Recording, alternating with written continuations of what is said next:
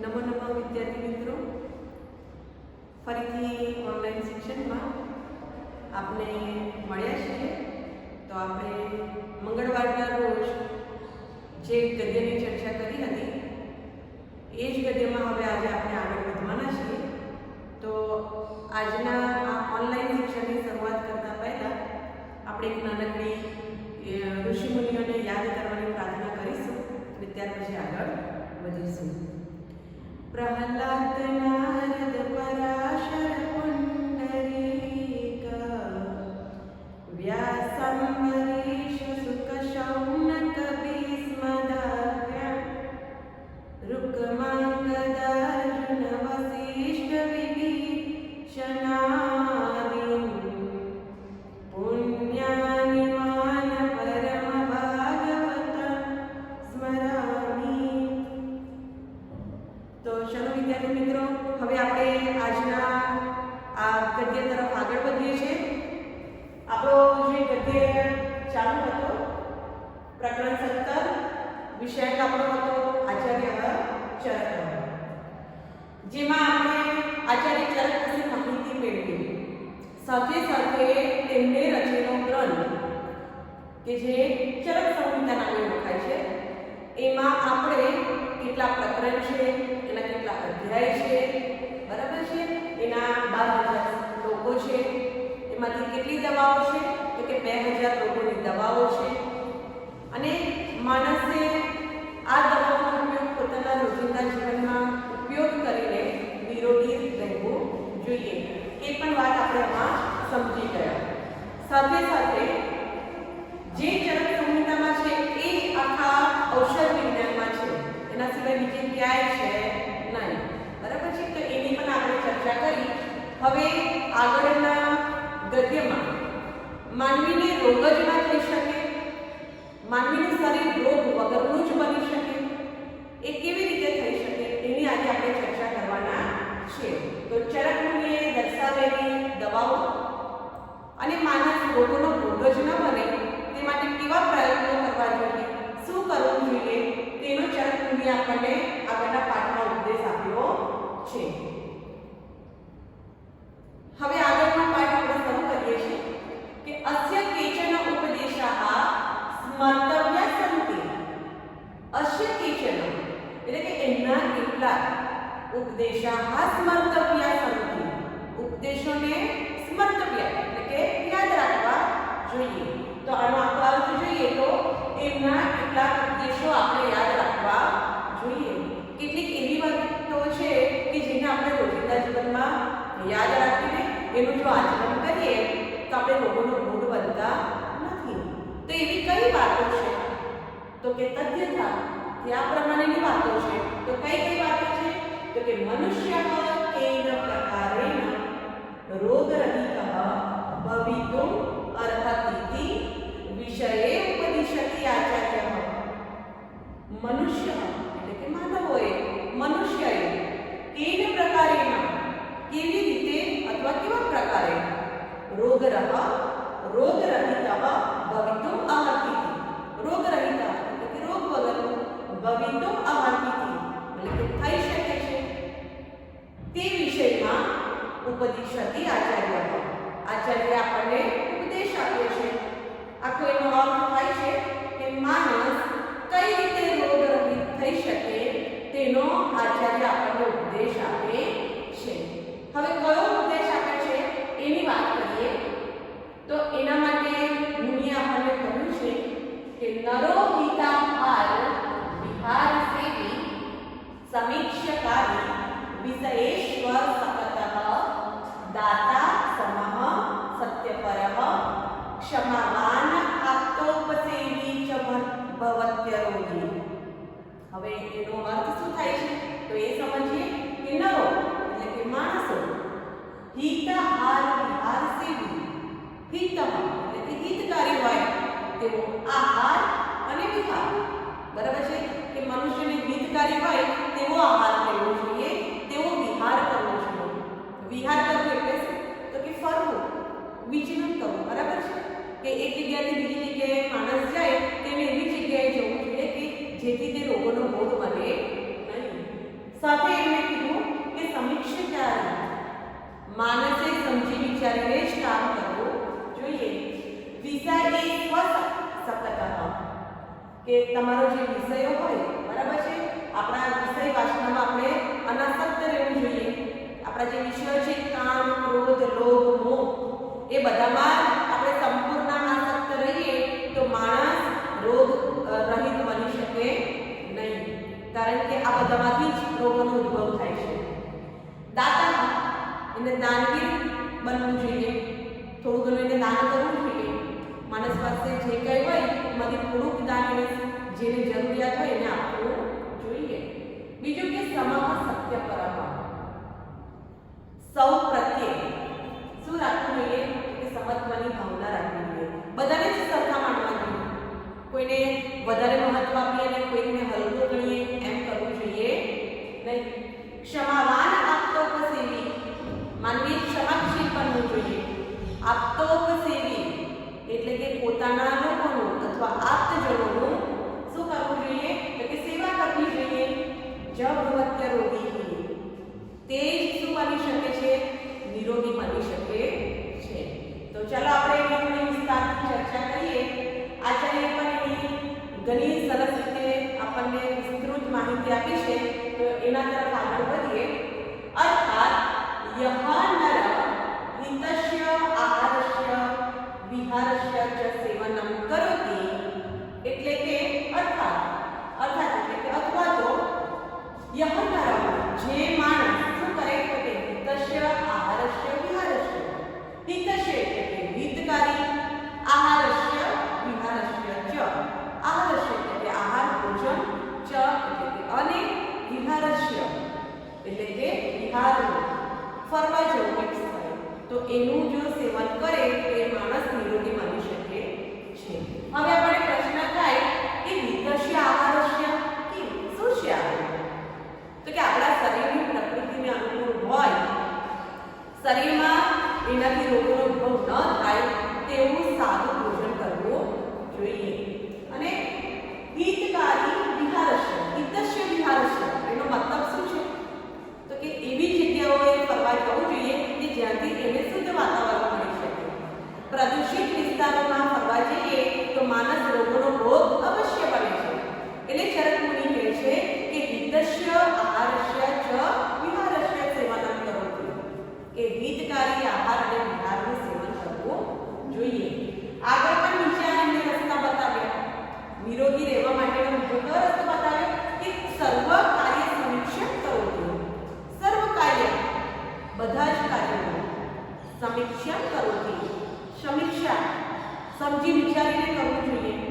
કોઈ પણ કાર્ય હોય તેમાં ઉતાવળ કરવી જોઈએ નહીં. પહેલા કાર્યને સમજવું જોઈએ અને ત્યાર પછી એ કાર્યને કરવું કે ના કરવું એ આપણે નિર્ણય લેવો જોઈએ. આપણે આગળના ધોરણોમાં અને આગળના ઘણા પ્રકરણોમાં એ શીખી ગયા છે કે અવિચાર્યમ કાર્યમ ના કરવું, કે અવિચાર્ય એટલે કે વિચાર્યા વગરનું કાર્ય કરવું જોઈએ નહીં. એનાથી આપણને શું થાય, નુકસાન જ થાય. તો કે રોગી રહેવા માટે, મનને તંદુરસ્ત રાખવા માટે આપણે શું કરવું જોઈએ તો કે સર્વ કાર્ય સમીક્ષા કરોતિ, સમજી વિચારીને કાર્ય કરવું જોઈએ. એથી પણ આગળ આપણને આચાર્ય એક વાત સરસ કરી છે કે જેનો બને ત્યાં સુધી આપણે શું કરવું જોઈએ તો કે એ ઉપદેશનું પાલન કરવું જોઈએ, એનું આચરણ કરવું જોઈએ. સૌથી મહત્વનું છે કે વિષયેષુ નિતરામ આસક્તઃ ન ભવતિ, વિષયેષુ એટલે વિષયો. તમને થાય કે વિષય એટલે કયા વિષયો આપણે જે ભણીએ છીએ સંસ્કૃત, ગુજરાતી, ગણિત, વિજ્ઞાન, એ ના. કયા વિષયો તો કે કામ, ક્રોધ, લોભ, મદ અને મોહ, કે જેના કારણે માણસ સારા કાર્યોને શું કરે છે, ભૂલી જાય છે. આ બધી વસ્તુઓમાં આપણે રસ દાખવવો જોઈએ, પરંતુ વધારે પડતો એમાં રચ્યું-પચ્યું રહેવું જોઈએ નહીં, વધારે પડતું એમાં આસક્ત રહેવું જોઈએ નહીં. ગુજરાતીમાં કહેવત છે ને, અતિની ગતિ હોય નહીં. કોઈ પણ વિષય હોય કે કોઈ પણ વસ્તુ હોય એની એક મર્યાદા હોય અને એ મર્યાદામાં રહીને જો કાર્ય કરીએ તો એ આપણને લાભદાયી રહે છે. માટે જ કીધું છે કે આ વિષયોમાં વધારે પડતો મોહ કાં તો વધારે પડતો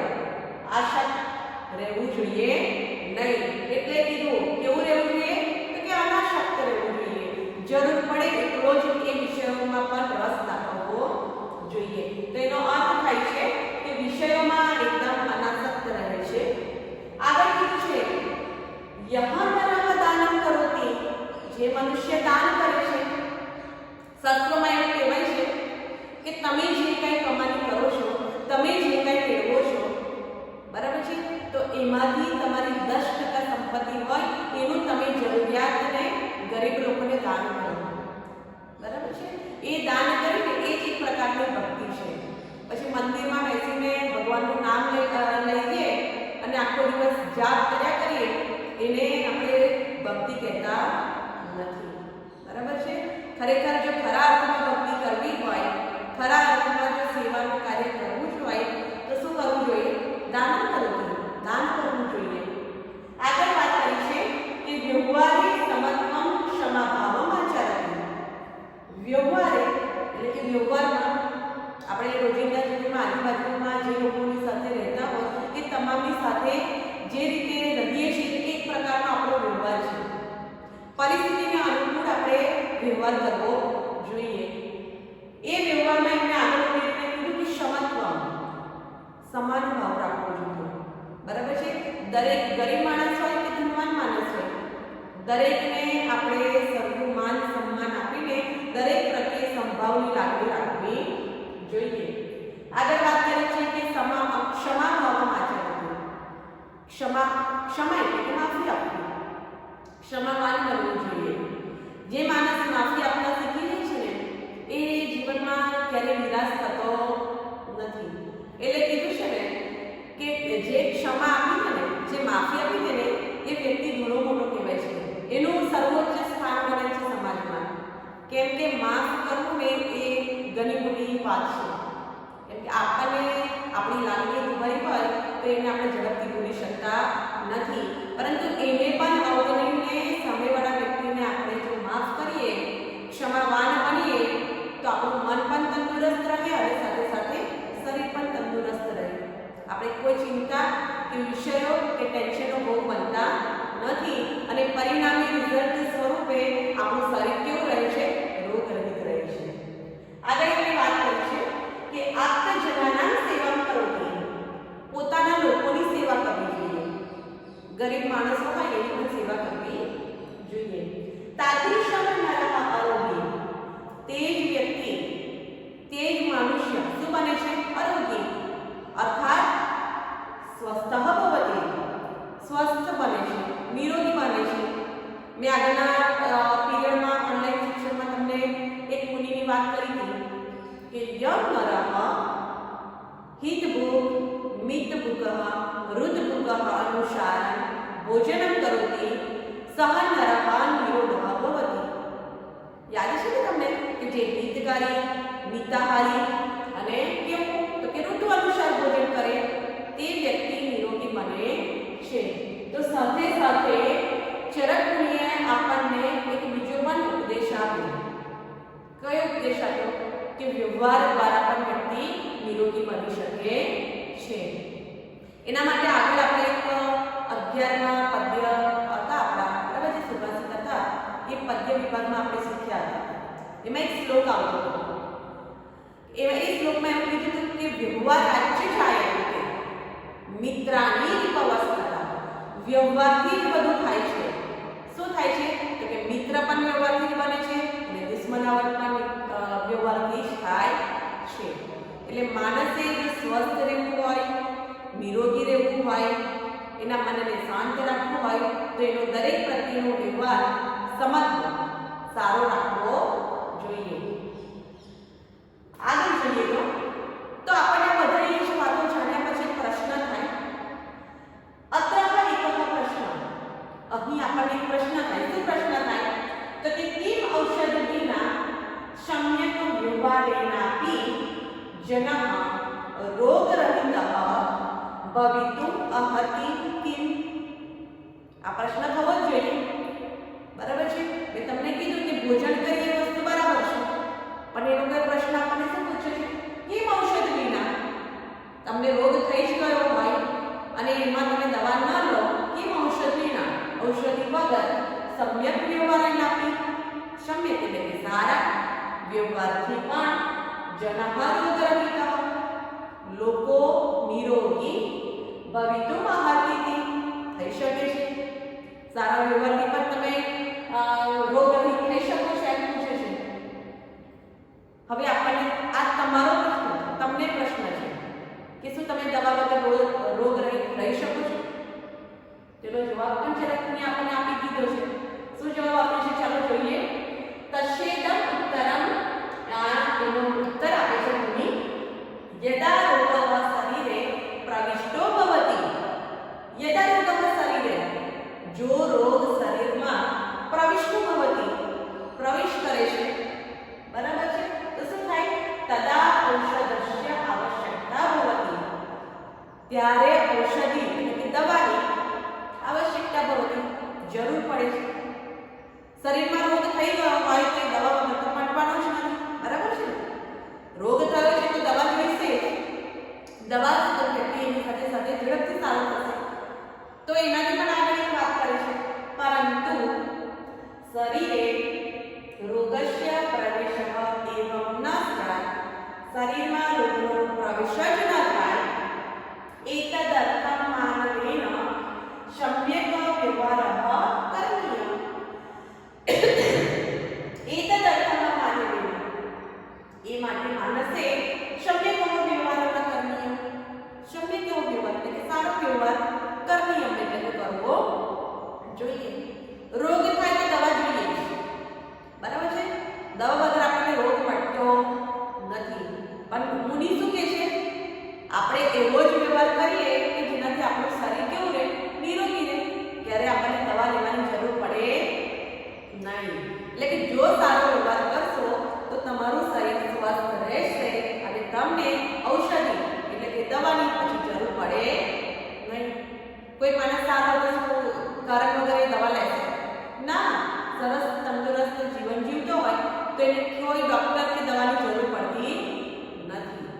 એટલે ચરક મુનિનો આપણને આ ઉપદેશ છે કે તમે એવી રીતે રહો, એવી રીતે કાર્ય કરો કે જેનાથી આપણું શરીર, તન અને મન બંને કેવું રહે? સ્વસ્થ જ રહે. એ રોગોનો ભોગ બને નહીં, બરાબર છે. અત્યારની વર્તમાન પરિસ્થિતિને જોઈએ ને તો આ આપણને એકદમ બંધ બેસે છે. આ કોરોના કાળમાં જોઈએ તો અત્યારે દરેક વ્યક્તિ સાવધાનીથી વર્તી રહ્યું છે, બરાબર છે. તો આપણે આ ચરક મુનિનો ઉપદેશ વર્ષો પહેલાનો છે, પરંતુ તેનો અમલ હજુ પણ આપણે કરી રહ્યા છે. એટલે જ કીધું ને કે ચરક સંહિતામાં જે છે એ જ બધી છે, બાકી જે નથી તે બીજે ક્યાંય છે નહીં. તો આજના કાળમાં પણ આપણે જો રોગોના ભોગથી બચવું હોય, વાયરસથી બચવું હોય કોરોના જેવા, તો આ ચરક મુનિના ઉપદેશનું આપણે પાલન કરવું જોઈએ. ભોજનની સાથે સાથે દરેકની સાથે વ્યવહાર પણ સારો રાખવો જોઈએ. હવે એવું કહેવાય છે આપણને છેલ્લે આનો એક જ સારાંશ નીકળે કે એવં વ્યવહારસ્યાપી સ્વાસ્થ્ય પ્રભાવો ભવતી યશઃ ચરકાચાર્યસ્ય ઉપદેશઃ. એટલે કે એક એવં એટલે કે વ્યવહારસ્યાપી, આ વ્યવહારનો સ્વાસ્થ્ય પ્રભાવ, સ્વાસ્થ્ય ઉપર શું થાય છે? ભવતી, એનો પ્રભાવ પડે છે. એષઃ ચરકાચાર્યસ્ય ઉપદેશઃ, એવો આ ચરક આચાર્ય ઉપદેશ છે. એટલે આપણે દરેક વ્યક્તિએ દરેકની સાથે સારો વ્યવહાર રાખવો જોઈએ. કોઈકની સાથે સારી રીતે વાત કરવામાં આપણું શું બગડી જાય છે? સામેવાળાનું વર્તન કેવું છે એનાથી આપણે કોઈ મતલબ રાખવાનો નથી, પરંતુ આપણું વર્તન સામેવાળા વ્યક્તિ સાથે કેવું છે એના ઉપર આપણી તંદુરસ્તીનો આધાર રહેલો છે. જેમ કે સામેવાળા વ્યક્તિ સાથે કાં તો આપણી સાથે સંપર્કમાં રહેનાર દરેક વ્યક્તિ સાથેના જો સંબંધો તંદુરસ્ત હશે ને તો જ આપણું મન પણ તંદુરસ્ત થશે. અને મન તંદુરસ્ત હોય તો જ તન પણ તંદુરસ્ત બને. બાકી જેનું મન વ્યાકુળ થઈ ગયું હોય ને એ પછી એના શરીર પ્રત્યે પણ કે એને પોતાના સ્વાસ્થ્યની કાળજી પ્રત્યે પણ એટલું ધ્યાન આપતો નથી, બરાબર છે. તો આપણે દરેકની સાથે સારો વ્યવહાર કેળવવો જોઈએ અને એનાથી જ આપણા શરીરને પણ ફાયદો મળે છે, બરાબર છે. તો આપણે ચરક મુનિના આ આચાર્યને આ ઉપદેશને હંમેશા યાદ રાખીશું. ચલો મિત્રો, ફરીથી આપણે મળીશું શનિવારના રોજ. ફરીથી આપણે મળીએ છીએ અને આ પાઠના પ્રશ્નોની ચર્ચા પણ કરીશું. ત્યાં સુધી નમો નમઃ. તમે તમારા સ્વાસ્થ્યની પણ કાળજી રાખો એવી આશા